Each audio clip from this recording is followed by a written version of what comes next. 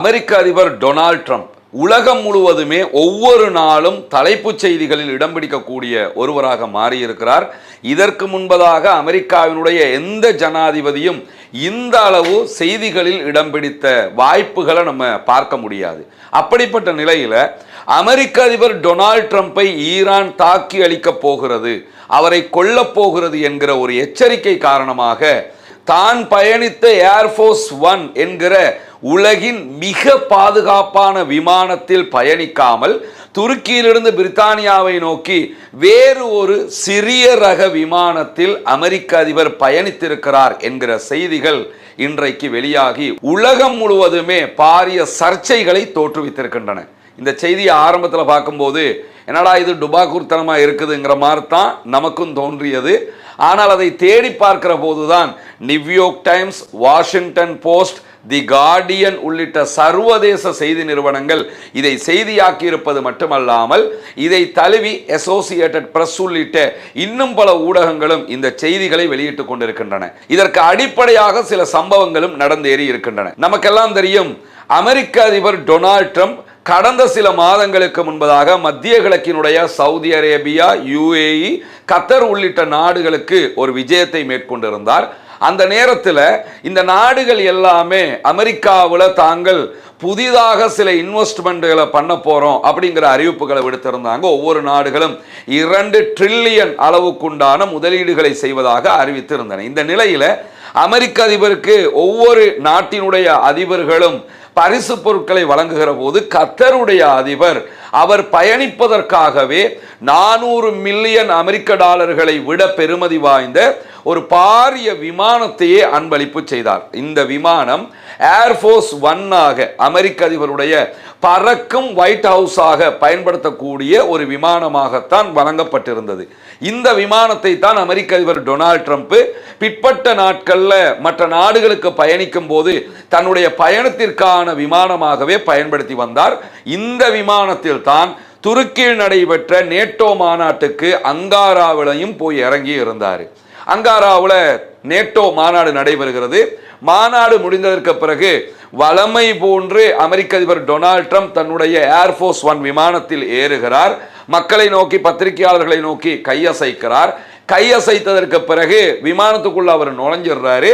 உள்ளே இருக்கிற பத்திரிகையாளர்களும் ஏன் ஒயிட் ஹவுஸினுடைய விமானத்திற்குள் வேலை பார்க்கிற விமான பணிப்பெண்கள் உள்ளிட்ட முக்கிய அதிகாரிகள் கூட என்ன நினைக்கிறாங்கன்னு சொன்னா, அமெரிக்க அதிபர் டொனால்ட் ட்ரம்ப் தற்போது விமானத்திற்குள் தான் இருக்கிறார் என்று நினைக்கிறார்கள்.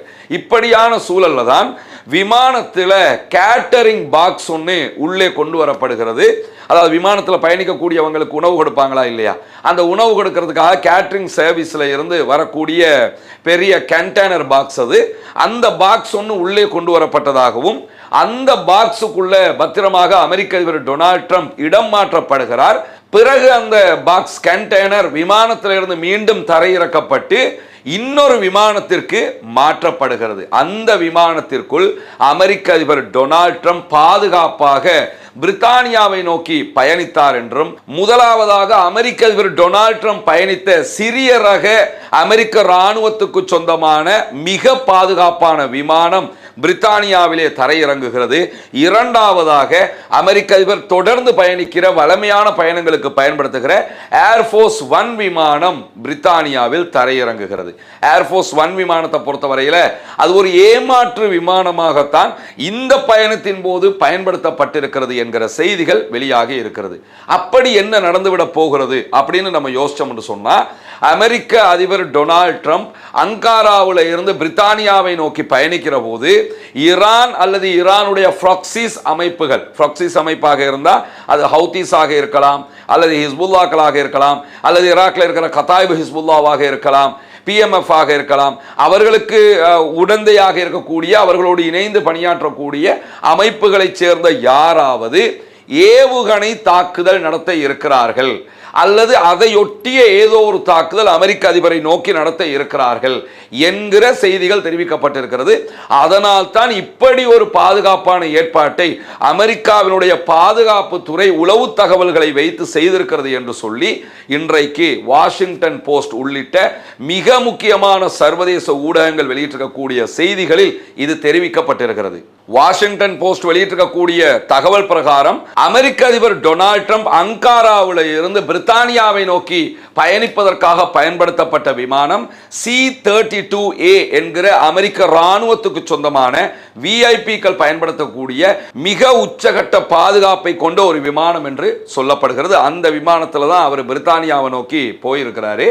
குறிப்பாக பிரித்தானியாவுக்கு பயணிக்கும் போது ஏன் இந்த ஏற்பாட்டை இப்படி செய்திருக்கிறார்கள், தாக்குதல் நடத்தப்பட்டிருந்தால் எங்கு நடத்தப்பட்டிருக்கலாம் என்பதை பொறுத்தவரையில் வரக்கூடிய தகவல்களை அடிப்படையாக வச்சு நம்ம பார்த்தோம்னு சொன்னா, ஏற்கனவே ஈரானுக்கும் அமெரிக்காவுக்கும் இடையிலான யுத்தத்தில் அமெரிக்காவினுடைய தளம் ஒன்று பிரித்தானியாவுடைய கட்டுப்பாட்டில் டியாகோ கார்சியாவில் இருக்குது, தீவு ஒன்று. அது அந்த தீவை நோக்கிய தாக்குதல்களை நடத்துகிறது. கிட்டத்தட்ட 4000 கிலோமீட்டரை தாண்டி சென்று தாக்குதல் நடத்த வேண்டும்.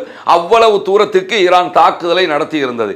அதே மாதிரி நீங்க வெஸ்ட் நாடுகள் பக்கம் பார்த்தீங்கன்னா அப்படியான ஒரு தாக்குதலை பிரித்தானியாவை நோக்கிய ஈரானால் நடத்த முடியும் என்கிற அச்சுறுத்தல் இருக்கிற காரணத்தினாலையும் அமெரிக்க அதிபர் டொனால்ட் ட்ரம்ப் பிரித்தானியாவுக்கு போகும்போது இந்த விமானத்தை, வளமையான விமானத்தை தவிர்த்துவிட்டு இப்படி ஒரு பாதுகாப்பு ஏற்பாடு செய்யப்பட்டிருக்கிறது. இந்த இடத்துல இன்னும் ஒரு சுவாரஸ்யமான விவகாரம் என்னன்னு கேட்டா, அமெரிக்க அதிபர் டொனால்ட் ட்ரம்ப் தன்னுடைய பயணத்தில் இடையில ஒரு இடத்துல பேசும்போது என்ன தகவலை தெரிவிக்கிறார் என்று சொன்னா, என்னுடைய ஏர்ஃபோர்ஸ் 1 விமானத்தை பிரித்தானியாவில் இருக்கக்கூடிய அமெரிக்கன் படைகள் பார்க்க வேண்டும், அவங்க அந்த விமானம் எப்படி இருக்குது, புதிய விமானம் என்பதை பார்க்க வேணும்ங்கிறதுக்காகத்தான் நான் விமானத்தை விட்டுட்டு போறேன் என்கிற விதமான கருத்துக்களை எல்லாம் அவர் சொல்லி இருந்தார். அந்த நாட்களிலேயே ஏர்ஃபோர்ஸ் 1 விமானத்தை அமெரிக்க அதிபர் பயன்படுத்தவில்லை என்கிற செய்திகள் வெளியாகி இருந்தது.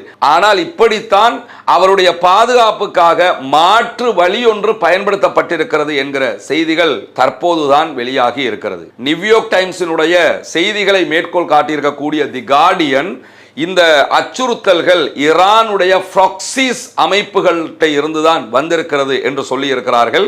C-32A வகையான அமெரிக்காவினுடைய ராணுவ விமானத்திற்கு அமெரிக்க அதிபர் ஒரு கேட்டரிங் பாக்ஸ் மூலமாக மாற்றப்பட்ட செய்தியை பொறுத்தவரையில் வாஷிங்டன் போஸ்ட் ஆகஸ்ட் மாதம் 10ஆம் தேதி இந்த செய்தியை வெளியிட்டிருக்கிறார்கள். ஆனால் அதற்கு முன்பதாகவே ஜூலை மாதம் 24ஆம் தேதியே நியூயார்க் டைம்ஸ் இந்த செய்தியை வெளியிட்டிருக்கிறது என்பதை நாம் கவனிக்க வேண்டும்.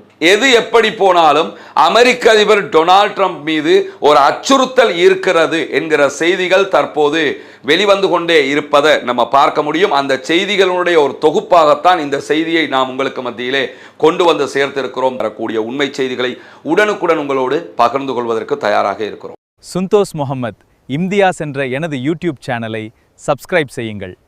நன்றி உறவுகளே.